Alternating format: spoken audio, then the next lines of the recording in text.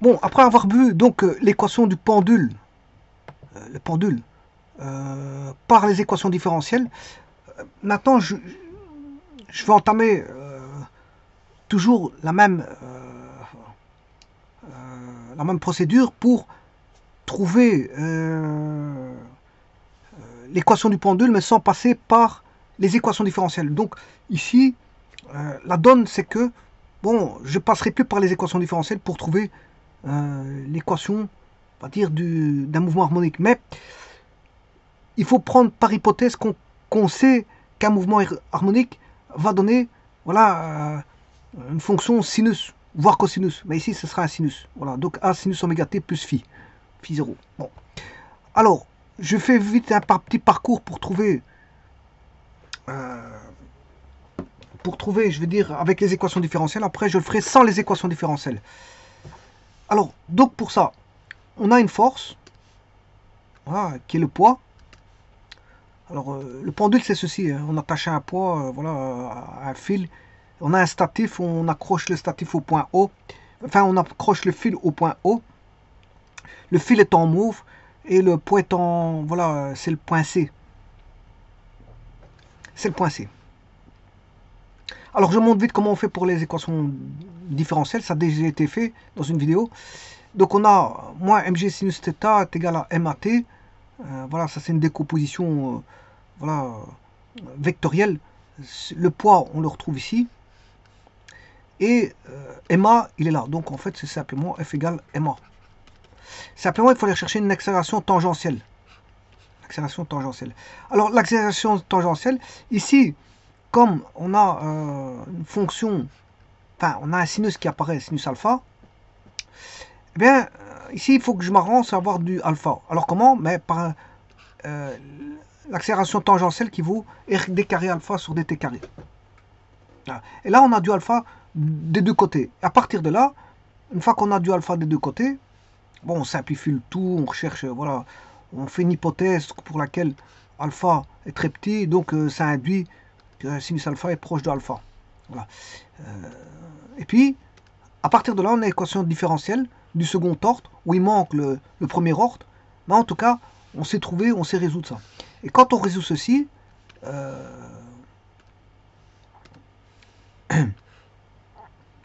on résout.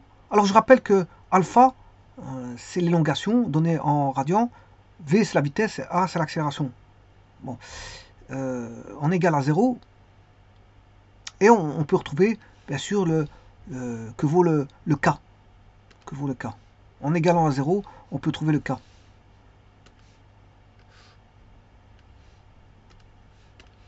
Voilà, le k, bon, oméga carré, le k il valait g sur l, donc on s'est trouvé le oméga.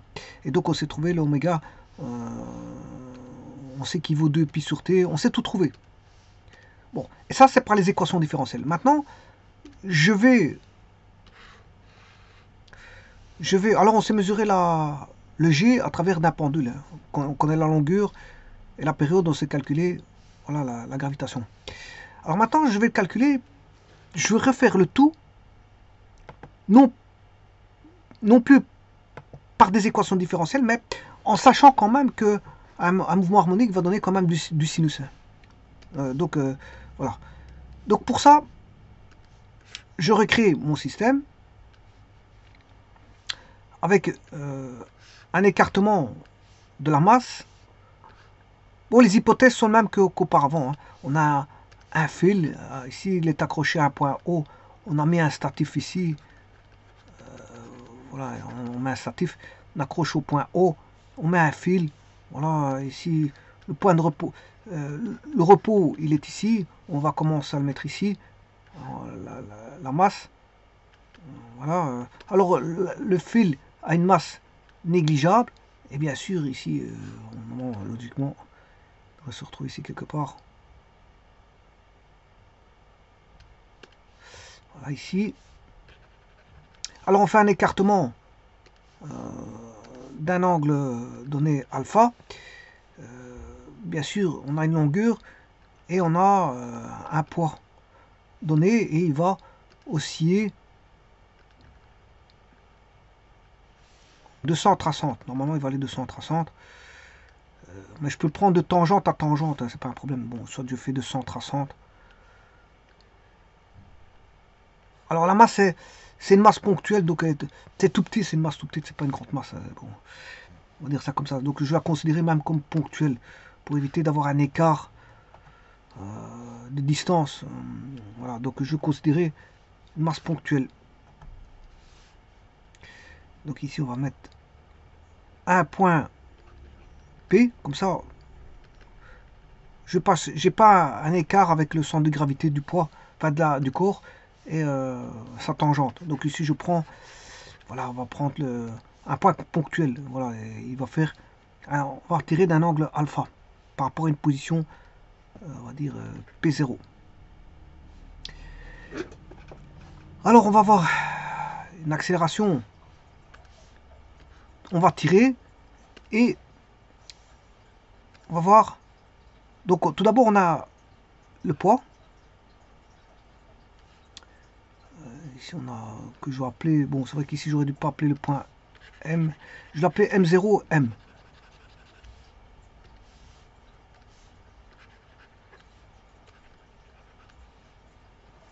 M0, M.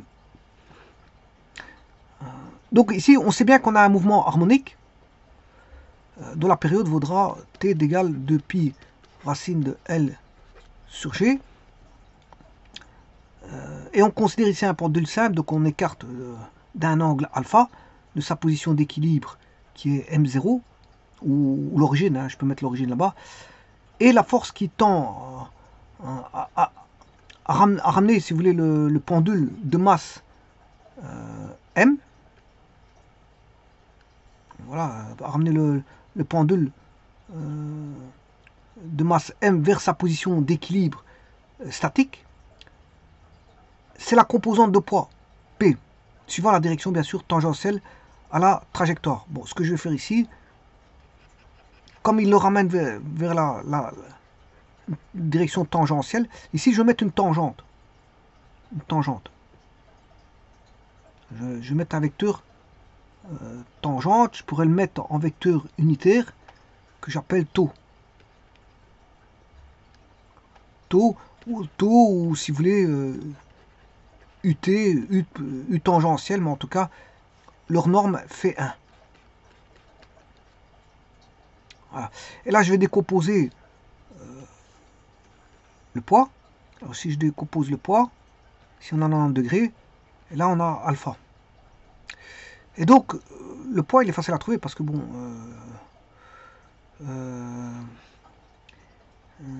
enfin, ici, je dirais quand même, je vais le décomposer par là.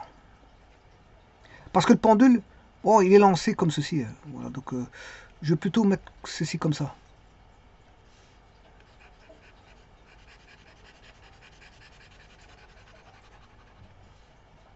Là, on a la composante tangentielle de l'accélération.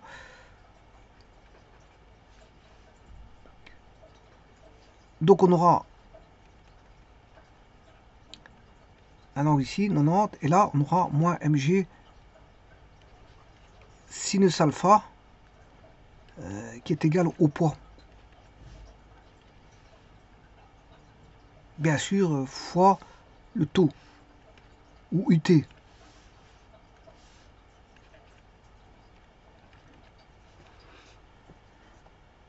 Alors, donc on a, comme je dis, la force F qui tend à ramener le pendule de masse.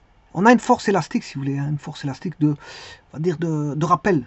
On a une force élastique de rappel. C'est pour ça qu'on a, voilà, moins mg sinus p par rapport à tau.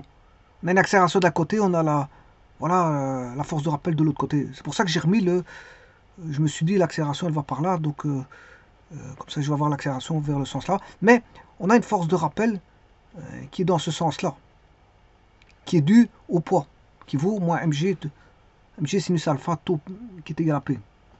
Moins mg sinus alpha tau qui est dû à p, Donc on a une force élastique de rappel qui tend à ramener le pendule de masse petit m vers sa position d'équilibre statique, c'est-à-dire en M0, le temps à le ramener là-bas en M0,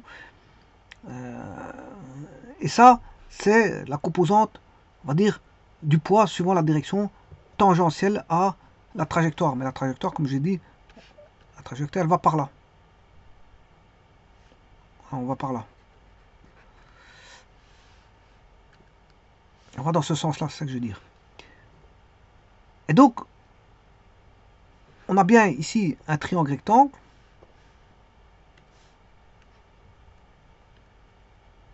Puisque c'est une projection que je fais, une projection orthogonale, avec le vecteur P qui est ici. Voilà, on a bien un triangle rectangle.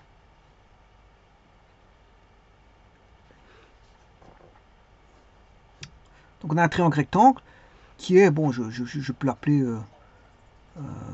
ABC, A, ici, B, C. Je décompose pour avoir le poids qui vaut, suivant la tangente, moins mg sinus alpha.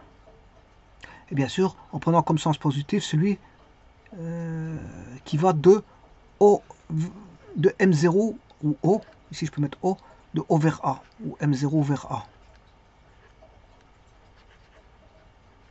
Ça c'est le sens positif.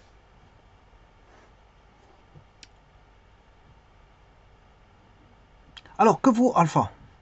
Ben, alpha, puisque ici j'ai un alpha, il est dépendant d'alpha, ben, alpha est dépendant du mouvement harmonique. Voilà, et donc c'est ceci, je vous rappelle que c'est S est égal à R θ, en mètres, des mètres et des radians. Alors quand je dis S est égal à R θ, le S, c'est quand vous prenez, vous avez par exemple parcouru une abscisse curviligne. L'abscisse curviligne S. Alors si vous connaissez le rayon du cercle, voilà, voilà, si vous connaissez θ, si on connaît θ en radian, on connaît l'abscisse curviligne, on connaît l'abscisse angulaire. Et donc on peut trouver un des deux en fonction du rayon qui est constant. Donc ici, le rayon, il est là, on a θ. Donc, attention que S, c'est S de t. Hein. Il est dépendant, la position est dépendante du temps. Hein. Tout comme le θ est dépendant du temps. Il faut faire attention à ça. Donc ici, bien sûr, le alpha est aussi dépendant du temps. Hein. Alors, le alpha, il vaudra le alpha fois le rayon vous donne S de t. Bon, maintenant, le S de t, si je l'appelle X, voilà, X de t, c'est une abscisse curviligne. Ben, le alpha, ici j'exprime tout par rapport à alpha. Alpha de t est égal à X de t, et alors le R, c'est la longueur du fil. Voilà. Et donc, là, j'ai déjà une expression qui est moins mg sinus alpha, mais alpha, il est connu. Donc, c'est le poids, il vaut moins mg sinus alpha t, fois tau, vecteur unitaire, qui est un vecteur unitaire orthoradial. Hein. Oui, orthoradial. Orthoradial. On n'a qu'un seul vecteur unitaire orthoradial. Attention qu'ici j'étudie de la dynamique. Hein.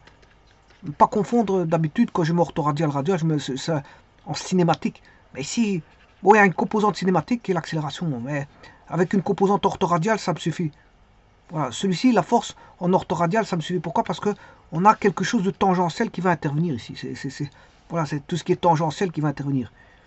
Et donc, le poids, sachant que alpha de t est égal à x de t, qui est la coordonnée curviligne, divisé par la longueur, et sachant que si on fait une approximation, Si alpha est très petit, ben, sinus alpha vaut environ alpha.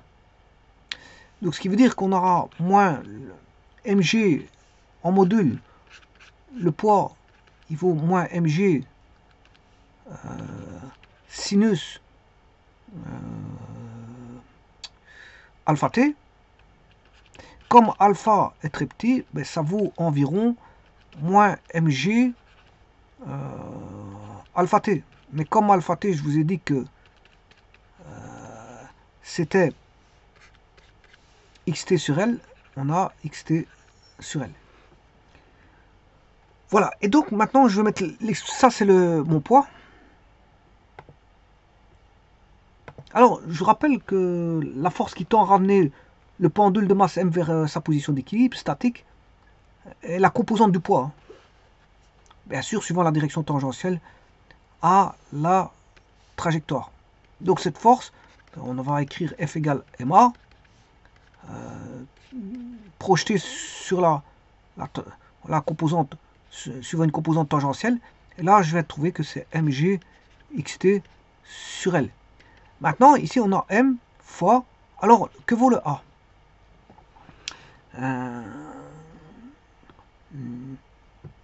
Alors, oui, le alpha, attention qu'il est exprimé en radian. Hein. Précédemment, il était exprimé en radian. Donc, on voit bien ici que ici, xt, c'est une force... enfin, je dirais plutôt le F qui était égal à moins mg sinus alpha t, et donc avec une approximation moins mg alpha t, et comme alpha t valait xt sur L, qu'est-ce qu'on peut dire de cette force? Mais c'est une force qui est de type... alors attention, ça c'est un signal sinusoïdal, je vous le dis tout de suite. Hein. Ça c'est une sinusoïde, voilà, on va dire ça comme ça. En fait, c'est le signal x de t est égal à une amplitude A sinus oméga t plus phi, je vous le dis tout de suite. Bon, c'est un signal harmonique. Hein. Ouais, il faut tenir en compte ici que, voilà, alpha est exprimé en radian, on est d'accord, mais le xt il varie. La composante curviligne varie, elle varie, voilà, c'est harmonique. Voilà, donc ici, qu'est-ce qu'on peut dire? Que la force est proportionnelle au déplacement. Voilà, le déplacement c'est x de t. Et F est une force opposée au déplacement. Donc c'est une force de rappel. C'est une force de rappel qui tend à ramener, c'est comme si on avait un ressort qui ramène le poids à sa position d'équilibre, la masse, enfin, le corps de masse M ou de poids P à sa position d'équilibre.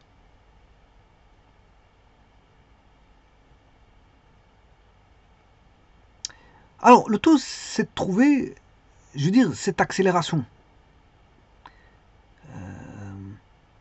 C'est de trouver cette accélération. Alors, l'accélération, qui est une accélération ici tangentielle,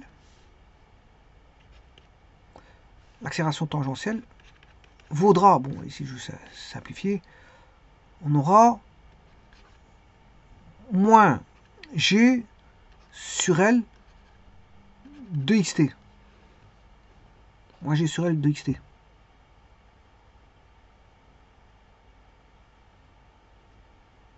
Voilà, donc ça c'est l'accélération. Alors j'ai dit que je n'allais pas passer par les équations différentielles. Parce que là, ici je l'ai fait par les équations différentielles. Et donc une des solutions de l'équation différentielle, ici, c'est alpha égale a sinus oméga t plus phi. Et donc alpha second est connu. Et donc il suffit de remplacer voilà, dans l'équation que vous avez ici. Et on peut retrouver bien sûr le paramètre oméga carré k. Enfin, la relation qui existe entre k et oméga carré. D'ailleurs qui a été fait juste après ici. Voilà, on peut trouver, sachant que k vaut, j'avais posé k auparavant qui valait g sur L. Voilà, le k il valait g sur L.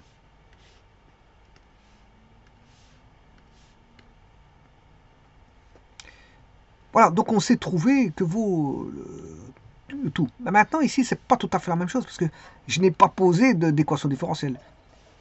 Je n'ai pas de différentiel, je n'ai pas été chercher une accélération avec qui vaut bon, R fois d carré S de t sur dt carré. Je n'ai pas pris voilà, de rayon fois la composante curviligne dont j'ai dérivé 2 fois. Je n'ai pas été chercher ça. Donc je ne vais pas chercher une équation différentielle puisque je ne mets pas de dérivée seconde. Je ne mets pas de dérivée seconde. Alors comment trouver ceci? Eh bien, ça, je vais rechercher tout simplement ceci. On va considérer que xt c'est harmonique.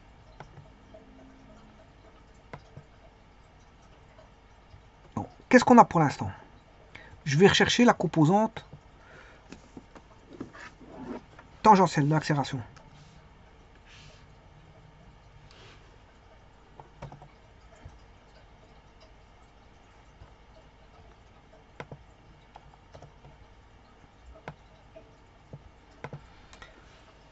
La composante tangentielle. Mais pour ça, on sait bien que au départ, on a xt. Si on dérive xt, ben, j'ai la vitesse. Si je dérive une seconde fois xt, j'ai l'accélération.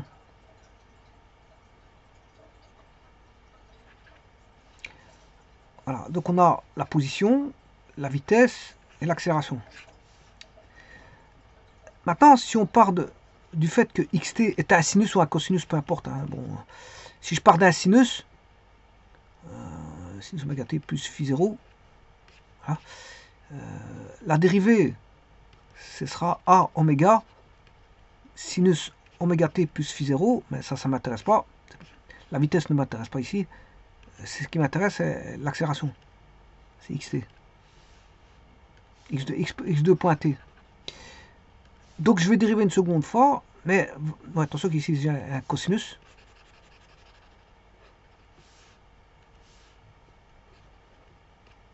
Et là va apparaître à moins a oméga carré sinus oméga t plus phi 0. Ça veut dire que le moins, ça veut dire que là on a un sinus, bon il démarre à l'origine comme ceci, mais l'autre ça veut dire qu'il est déphasé, hein, puisque là il va démarrer vers le bas. Voilà le sinus. Voilà. Et en plus de ça, n'oubliez pas que ici c'est a oméga carré en maximum, alors que là c'est a. Et là c'est son maximum, ici c'est un cosinus décalé. Donc on aura un décalage de pi demi, on dérive, on a de nouveau un décalage de pi demi. Ça fait qu'on a un décalage au total de 180 degrés, hein, parce qu'on a un moins ici. Voilà, on a un décalage de 180 degrés. Ça fait intervenir un décalage de 180 degrés.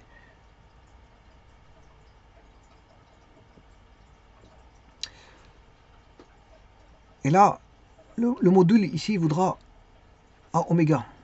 Alors que là, il vaut a oméga carré. Chaque fois, on a multiplié par oméga pour les amplitudes, fois oméga. Voilà, on a chaque fois multiplié. Et là, on a décalé de pi demi à chaque fois. C'est juste un décalage de pi demi. Voilà.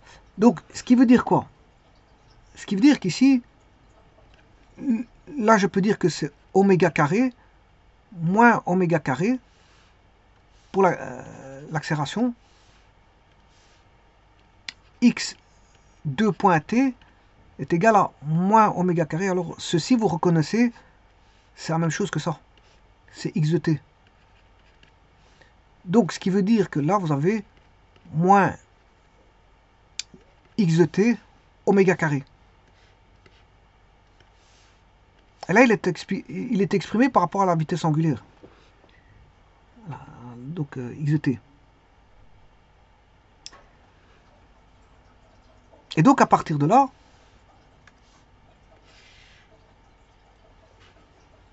j'ai une équation où je peux tout trouver.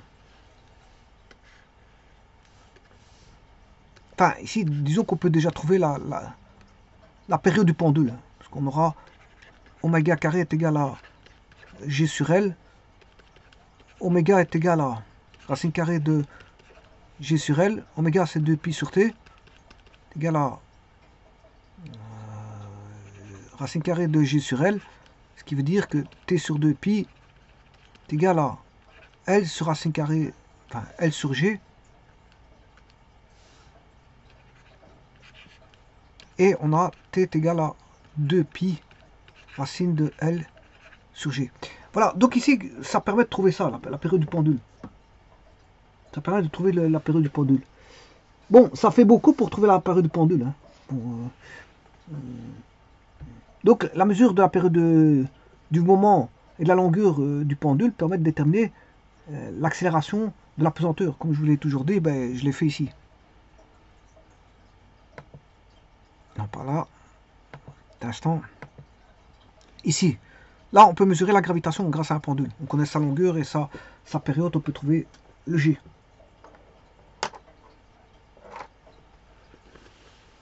Bon, quelles sont les hypothèses émises ici? C'est qu'on connaît le signal x de t qui est un signal harmonique. De toute façon, on n'est pas obligé de le savoir, hein, parce qu'il va se simplifier. Le xt ça se simplifie, donc ça veut dire que on en met, on s'en fout. C'est vrai qu'il est harmonique, vous savez qu'on a un sinus. Mais quelque part, on s'en fout pas totalement parce que j'ai dû calculer que l'accélération c'était x2 point t, x2 point t valait moins oméga carré xt. Donc, par hypothèse, on doit savoir que xt est un sinusoïde qui est caché derrière, voire une cosinusoïde. Hein. De toute façon, même avec une cosinusoïde, si je le fais avec une cosinusoïde, je trouverai la même chose. Regardez bien. C'est un petit peu la même chose qu'on va retrouver. L'instant, parce qu'on s'en fout ici si c'est une sinusoïde ou cosinusoïde, mais je peux vous dire que c'est une sinusoïde. Voilà, je peux vous dire que c'est une sinusoïde.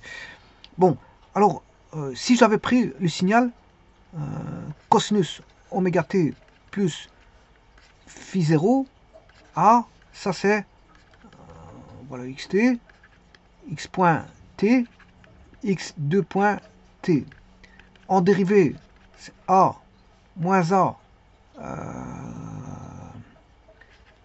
sinus oméga t plus phi 0, dérivée de sin, c'est cos, on retombe sur un cos plus phi 0. Voilà, ici, on remultiplie par oméga, ce qui fait moins A oméga carré. Dérivée de sin, c'est cos. Et vous voyez qu'ici, on a A cosinus oméga t, et là, on a A cosinus oméga t, donc on retrouve moins oméga carré xt. Vous voyez que c'est la même chose. On retrouve aussi moins oméga carré xt. Voilà. Alors, encore une fois, ici, on a multiplié par oméga. Là, par rapport à celui-ci, on a multiplié par oméga. Mais attention que de là à là, on a multiplié par oméga carré. Alors ici, on a un décalage de pi demi. De nouveau, un décalage de pi demi. Et là, on a un décalage de pi.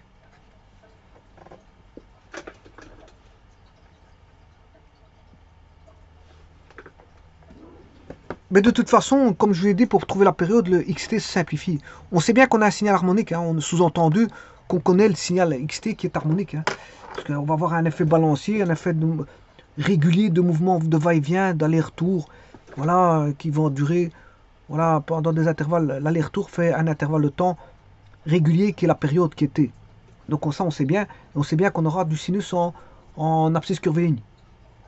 Mais que l'accélération tangentielle va être donnée par ce que j'ai mis ici. L'accélération, voilà, accélération moins g de t x moins g. Donc, ce qui veut dire ici, l'accélération tangentielle, voilà, je rappelle que xt, si je prends un sinus, c'est a oméga. C'est A sinus oméga t. A sinus oméga t plus phi 0, voilà. Et ceci, qu'est-ce que c'est? C'est moins, le moins il reste moins. Voilà, et vous avez G sur L qui vaut oméga carré. Et donc, ça c'est l'accélération tangentielle. Voilà. Alors, bon, on sait la calculer via x de t. Hein. Voilà, via x de t, on sait la calculer. Parce que si vous savez directement que x de t vaut a sinus oméga t, plus phi 0, ben, vous savez trouver le x2 point t. Vous dérivez deux fois, tout simplement. Voilà. Et donc, l'accélération tangentielle est connue ici. Hein. A plus oméga t plus phi 0. Donc, ça veut dire que l'accélération tangentielle va avoir l'allure d'un sinus inversé. Voilà. Donc, en d'autres termes, l'accélération tangentielle, que je n'aime pas de mettre ici parce qu'elle est variable. Elle est variable. Bon, aussi, regardez bien comment ça va faire. Mais, quelque part, je vais avoir, supposons que j'ai une pulsation que moins 1 oméga carré fasse moins 6. Enfin, je vais mettre un signal qui vaut 3 sinus 2x. Voilà. 3 sinus 2x. Ça, c'est x de t. Si je dérive P', j'ai la vitesse. Là, P' de x. Bon, il est complètement raté. Oui, c'est ça. J'ai la vitesse. Et maintenant, si je dérive P seconde, voilà, j'ai l'accélération.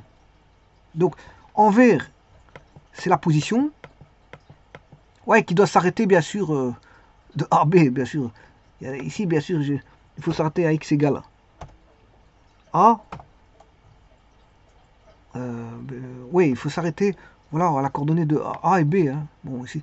Et alors, bon, on a un signal comme ça, périodique. Voilà, mais ici, je l'ai mis par de moins l'infini à plus l'infini, mais en vérité, il fait qu'un effet balancé. On ne devrait pas avoir ces sinusoïdes partout parce que, voilà.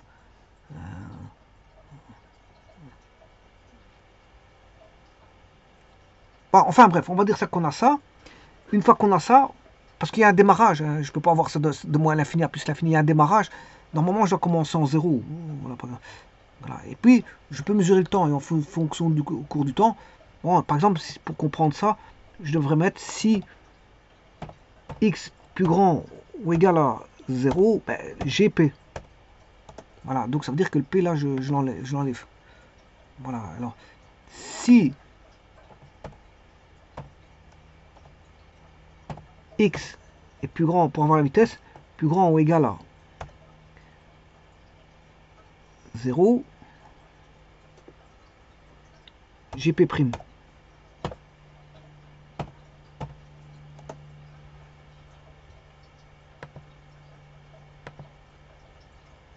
Et vous voyez que ici, l'accélération, on voit, c'est la plus grande. Comme on fait A fois oméga carré.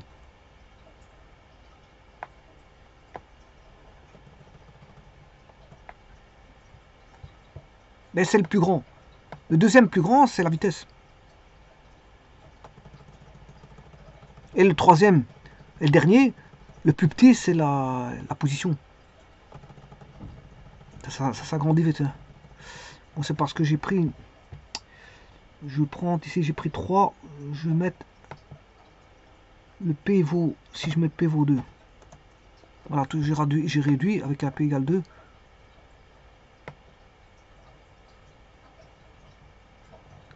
Donc en bleu, c'est l'accélération. En gris, c'est la vitesse. On voit bien parce que le tout plus grand, c'est toujours l'accélération. C'est moins A oméga carré.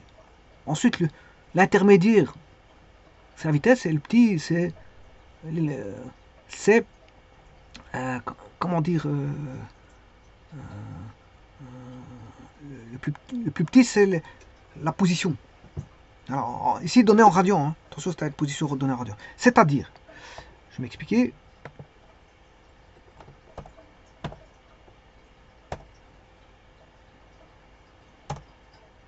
Non, avant toute chose, je vais encore faire quelque chose.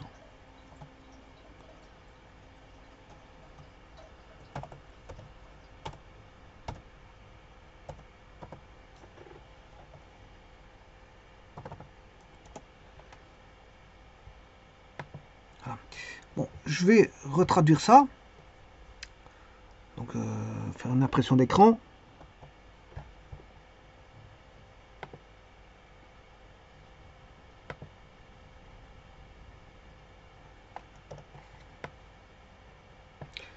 Donc ici, la position 0, j'ai estimé que la position 0, elle était là. Bon, je l'ai fait balancer vers la gauche. J'ai dit que la gauche c'était là, les alpha positifs vers la gauche. Donc ici on commence les positions, ouais, c'est le plus petit. Le 0, il est ici. Je sais pas pourquoi j'ai un sinus qui ne démarre pas en 0. Ouais, parce que... Ouais, il est là, je le vois. Donc là, les positions que vous voyez ici, c'est les positions qui vont partir de là pour aller ici. Puis arriver en A, son maximum il est là. Là on arrive au point A.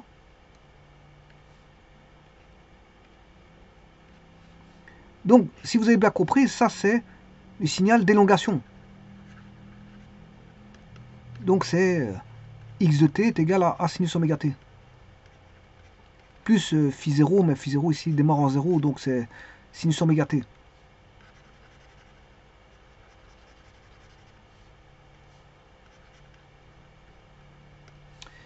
Voilà. Alors, donc on va au point A, puis on descend, pour arriver, il redescend pour arriver à l'origine.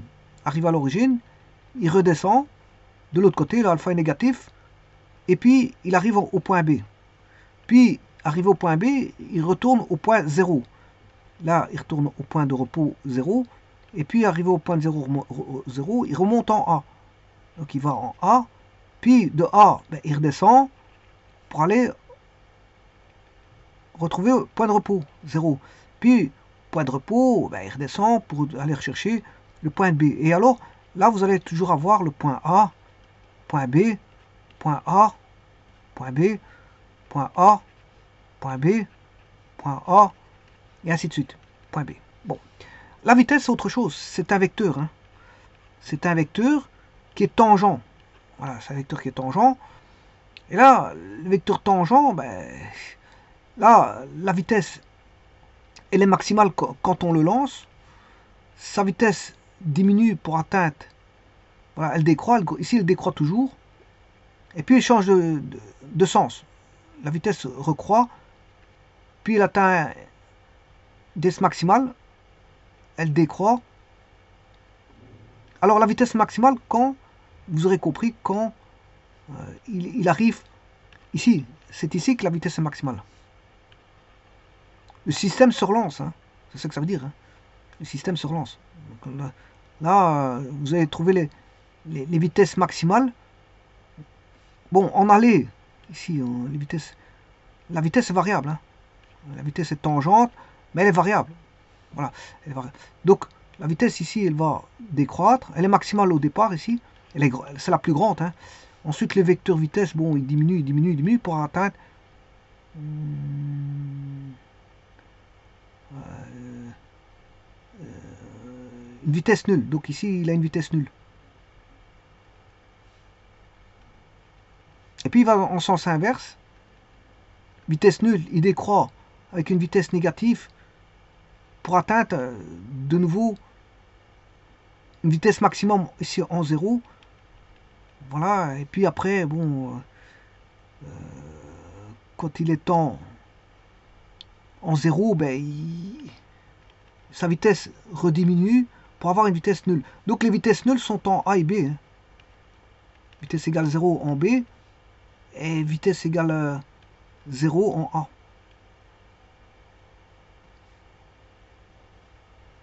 Quand on regarde bien, en A, vitesse nulle, et en B, la vitesse s'annule. Donc, à chaque fois qu'on est en A ou en B, la vitesse s'annule, si vous voulez.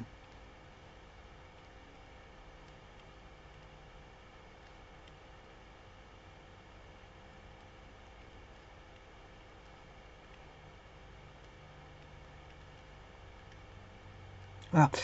En A et en B, la vitesse s'annule toujours. Maintenant, pour l'accélération, ça veut dire qu'ici, l'accélération, c'est celui en brun. L'accélération, vous voyez elle décroît,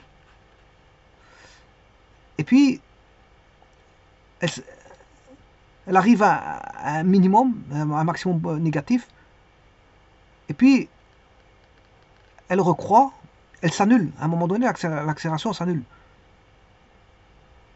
L'accélération s'annule. Alors, elle s'annule quand? Mais quand l'accélération s'annule.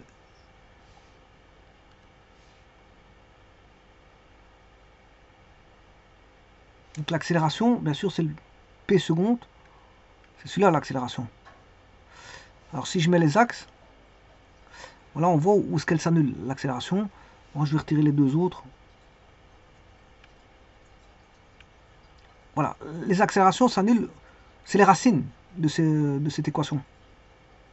Mais si je compare par rapport à celui-là, elle s'annule quand on est en A ou en B. Arrivé en A ou en B, l'accélération s'annule. Il n'y a plus d'accélération en A. C'est normal parce qu'il n'y a plus de vitesse. Il n'y a plus de vitesse en A et en B, donc il n'y a plus d'accélération, puisque la variation de vitesse, l'accélération c'est une variation de vitesse en fonction du temps, par unité de temps. Donc je veux dire, s'il n'y a plus de vitesse, si la vitesse elle est nulle, et effectivement je peux montrer que la vitesse est nulle quand l'accélération s'annule, regardez bien. Non, ça c'était là, je m'excuse, ça c'est la position. Petit instant. Hein.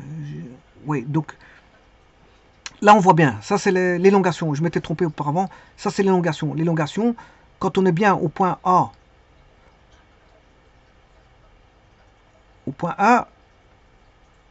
l'accélération est là, plus négative. Au point B, l'accélération est la plus positive. Voilà. Et en zéro, l'accélération, au point de repos, l'accélération est nulle. C'est au point de repos que l'accélération est nulle.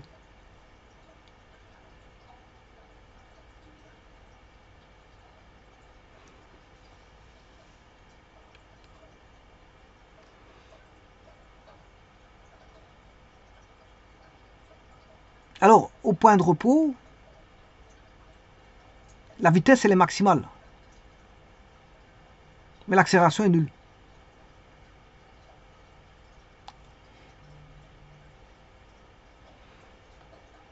Alors, au point de repos.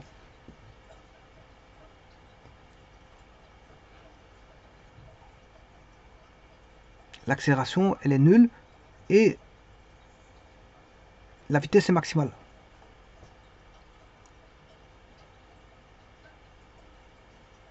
Au point A, la vitesse est nulle et l'accélération est maximum négatif.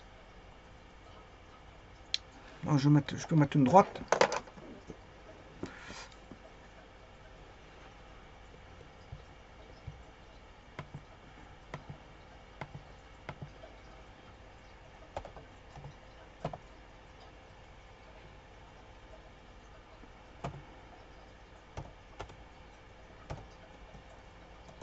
Voilà pour celui-là.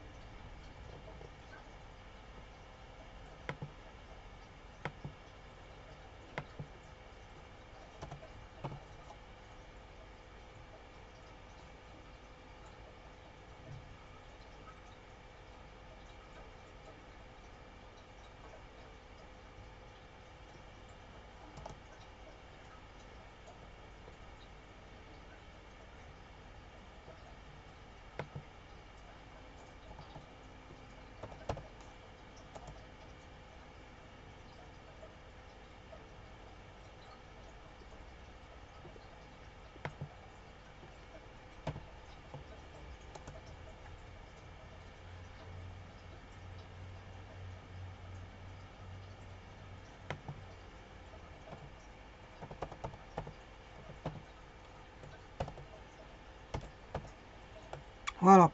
Donc vous voyez que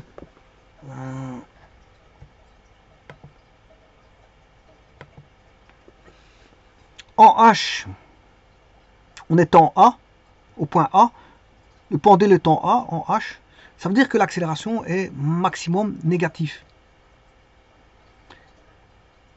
Maintenant, quand on a une racine,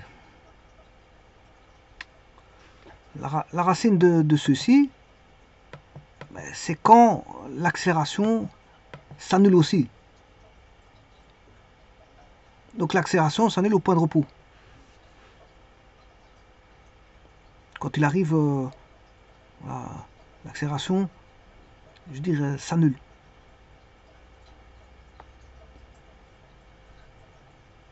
Au point de repos, l'accélération s'annule. Là, ici c'est le point de repos. Voilà, il vient de passer le point de repos, c'est l'axe des Y ici.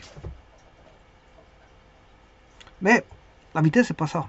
La vitesse, vous voyez que en H, la vitesse, elle s'annule. En H, ça veut dire qu'en A, la vitesse s'annule. Puis elle repart de l'autre côté. Et en B, la vitesse est nulle aussi.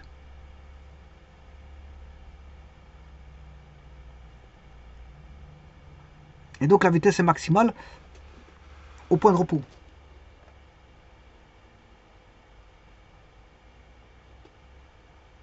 Je vous remercie.